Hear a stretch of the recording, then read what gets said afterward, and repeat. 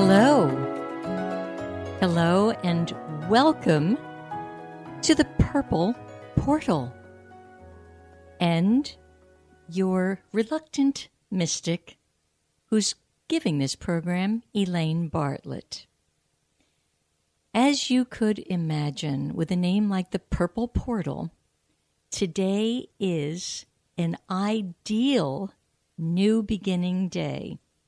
Matter of fact, for a program coming to you from the Space Coast, I consider this a liftoff.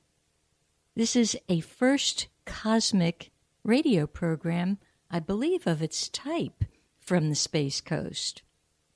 So together we're going to lift off, and you're going to hear some insights, information, revelations that come to you from a background that is enormous in my case, as well as my attempt to bring you information from cosmic realms.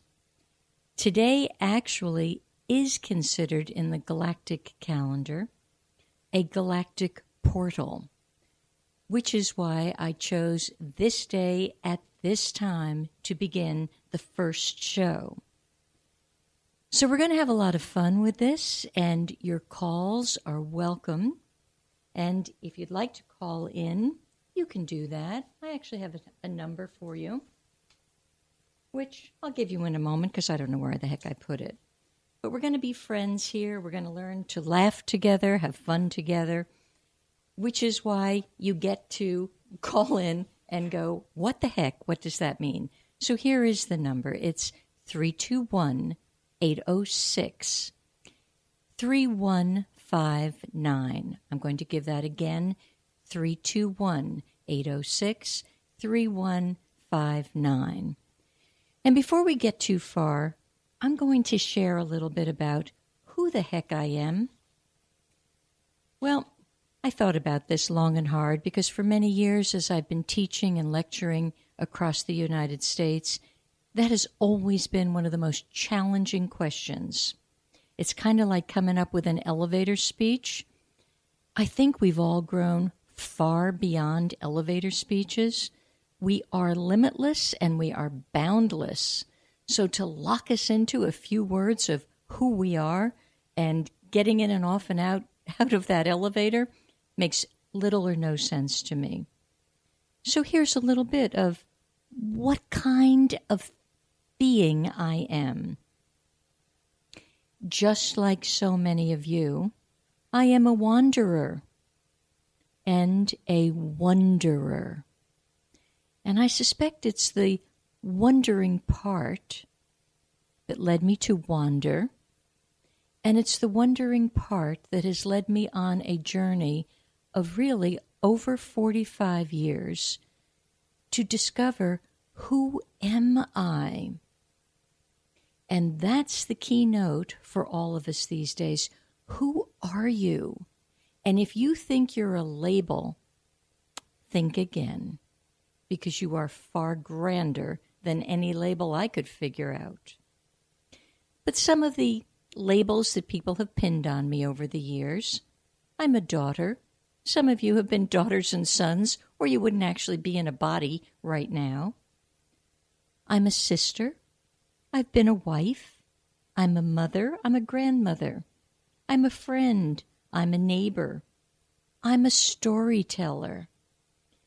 As an astrologer, both Western and Vedic, ancient systems, newer systems, I'm a star reader.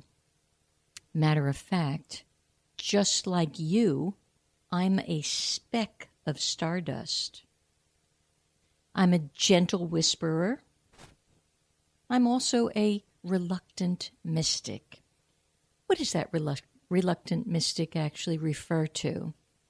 Well, it refers to my time of dabbling in the ancient and profound and very accurate discipline of numerology. In numerology, a certain number, the number 7 in my case, keeps popping up, and that 7 is a mystic. Why do I refer to myself as the reluctant mystic? Well, for years and years and years, I kind of whined to the universe. I'd like a normal 9 to 5, 2.5 kids, picket fence, dog kind of life. None of that ever happened. So finally, after a great number of years, I gave up whining and owned the fact that this great gift of being a mystic can relate to almost all circumstances, all people. It's inclusive, it's embraceable, and it brought me into many areas of life where I could actually embrace first myself and then you. Because I'm a watcher and a listener, and from what I see and hear, we've pretty much all forgotten just how embraceable and lovable we are. We're mired in guilt and shame and poor choices and criticism, our own criticisms and others' criticisms.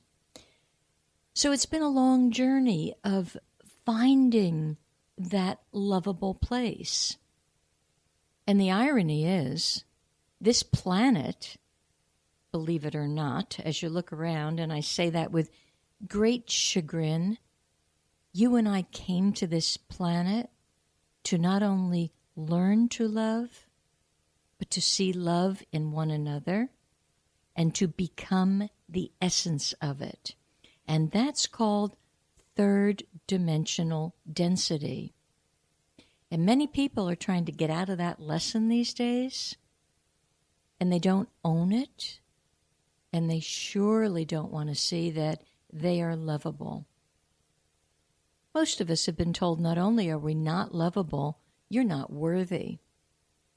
I grew up under a discipline that we actually beat our chest on Sunday mornings saying, I am not worthy.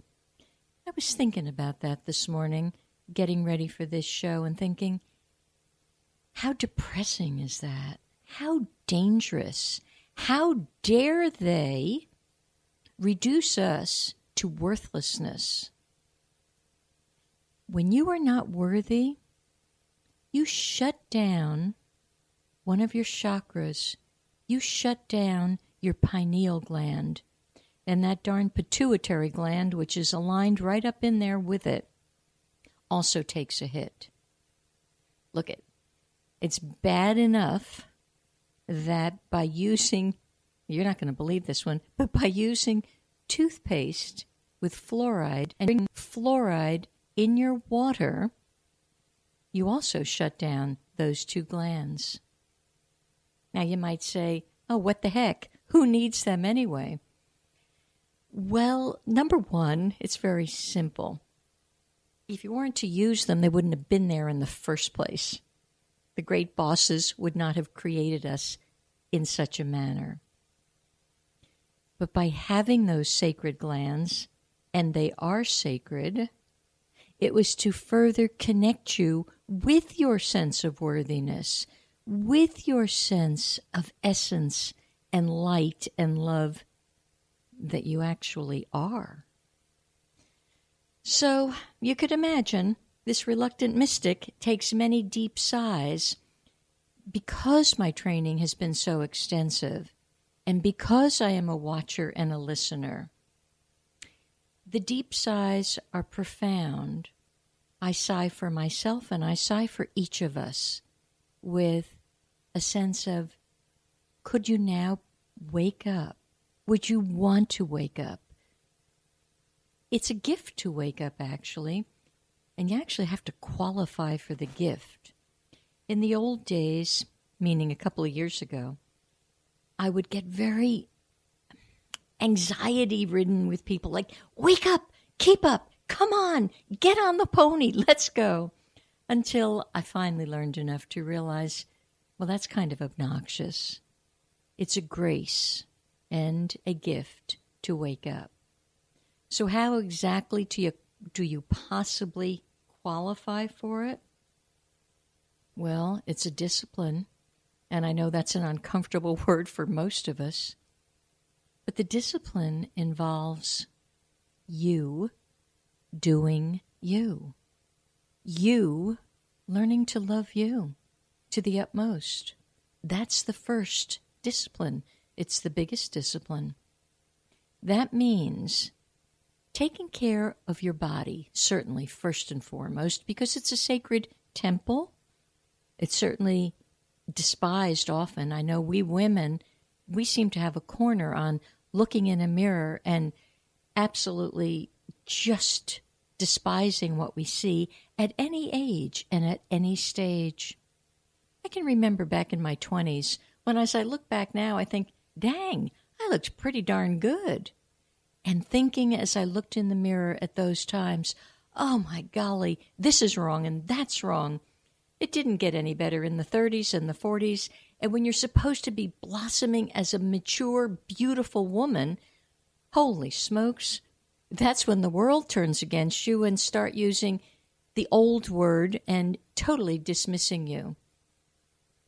Well, the more we learn to step into that beauty that we are, and I don't care what you actually look on the outside, because soon more and more of us will be trained to pretty much look right through that and see the real essence, the truth of you, the magnificence of you, the radiant gods and goddesses of each of you. Now that's going to take a generous heart. And another deep sigh, a lot of people don't have a generous heart as far as seeing the magnificence of each other. A number of years ago, I was doing a whole ton of personal consultations for people. And I remember I was living down in Boca Raton, Florida, and I remember a woman that I had never met called in. Somebody had recommended her, and apparently I came with flying colors. But I could hear she had a chip on her shoulder. I could also hear in her something about her accent told me that she was a different race than I am.